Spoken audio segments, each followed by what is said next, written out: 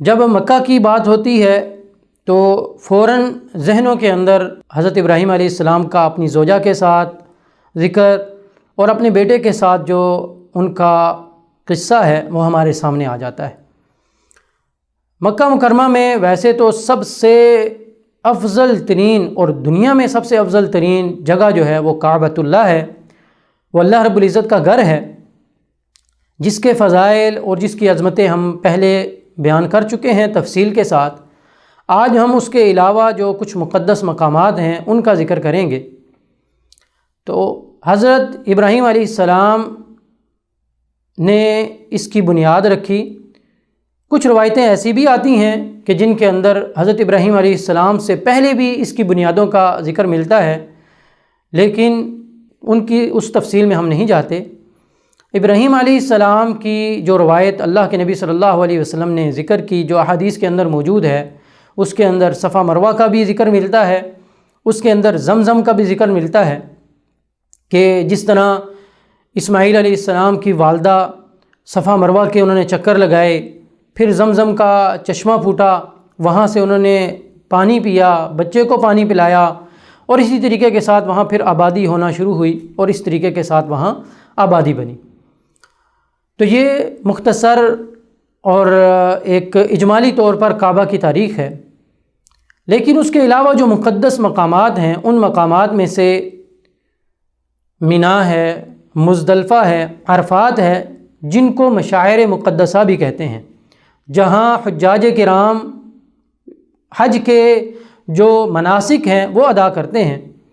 ان میں سے سب سے پہلے مینا ہے، جس میں حجاج کرام حج شروع کرتے ہیں، اور مسنون ہے، مستحب ہے کہ 8 ذی الحج کو وہاں پر پہنچا جائے مینا کے میدان میں، اور وہاں پر رہا جائے اور اگلے دن عرفات کی طرف جایا جائے۔ تو مینا کے حوالے سے اگر ہم دیکھیں تو وہاں پر مسجد خیف ہے، جس طرح کچھ روایات میں ملتا ہے کہ 70 انبیاء نے نماز پڑھی، اور ہمارے نبی صلی اللہ علیہ وسلم نے بھی اس مسجد میں نماز پڑھی، اس مقام پر نماز پڑھی، تو بڑی اہمیت کی حامل ایک جگہ ہے۔ اسی طریقے کے ساتھ آپ اگر مزدلفہ کی طرف جائیں تو مزدلفہ مینا اور عرفات کے درمیان کی جگہ کا نام مزدلفہ ہے، جہاں حجاج کرام 9 اور 10 کی درمیانی جو رات ہے وہ گزارتے ہیں۔ مزدلفہ اللہ کے نبی صلی اللہ علیہ وسلم جہاں کھڑے ہوئے، آپ صلی اللہ علیہ وسلم نے فرمایا میں یہاں کھڑا ہوا ہوں، اور مزدلفہ تمام کھڑے ہونے کی جگہ ہے، وہاں کسی بھی جگہ پر آپ کھڑے ہو کر دعائیں کر سکتے ہیں اور عبادات کر سکتے ہیں۔ تو مزدلفہ جو ہے یہ اس کے اندر مشعر حرام ایک مسجد ہے۔ مشعر حرام کے حوالے سے آتا ہے کہ وہ جس مقام پر ہے اس مقام پر کھڑے ہو کر اللہ کے نبی صلی اللہ علیہ وسلم نے دعا کی تھی۔ اسی طریقے کے ساتھ اس کے بعد اگلا جو مقام ہے وہ عرفات کا میدان ہے۔ عرفات حدود حرم، جو حرم کی جو حرمت والی جو جگہ ہے مکہ کی، اس کے باہر کی جگہ ہے، وہاں مسجد نمرہ ہے، وہ اس مقام پر بنی ہوئی ہے جس مقام پر اللہ کے نبی صلی اللہ علیہ وسلم نے وہاں پر خطبہ دیا، اور خطبہ دینے کے بعد وہاں سے آپ صلی اللہ علیہ وسلم جبل الال کی طرف گئے، جس کو آج کل لوگ یا معروف ہے، لوگوں کے درمیان مشہور ہے کہ اس کو جبل رحمہ کہتے ہیں۔ جبل رحمہ کی خاص طور پر کوئی فضیلت احادیث کے اندر یا شریعت کے اندر ہمیں نہیں ملتی، سوائے اس کے کہ وہ جس مقام پر ہے اس جگہ پر اللہ کے نبی صلی اللہ علیہ وسلم نے اس پہاڑی کے سائے میں کھڑے ہو کر دعائیں کی۔ اصل مقصد دعا ہے،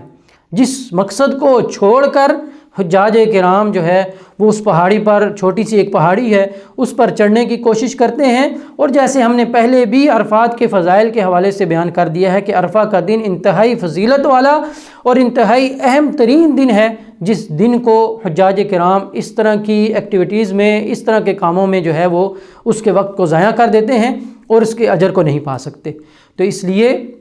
اصل ٹارگٹ، اصل مقصد دعا ہے۔ جس مقام پر، جس جگہ پر آپ کھڑے ہو کر اطمینان اور سکون کے ساتھ دعا کر سکتے ہیں وہ آپ کے لیے بہترین جگہ ہے، اور اس مقام پر کھڑے ہو کر آپ دعا کریں۔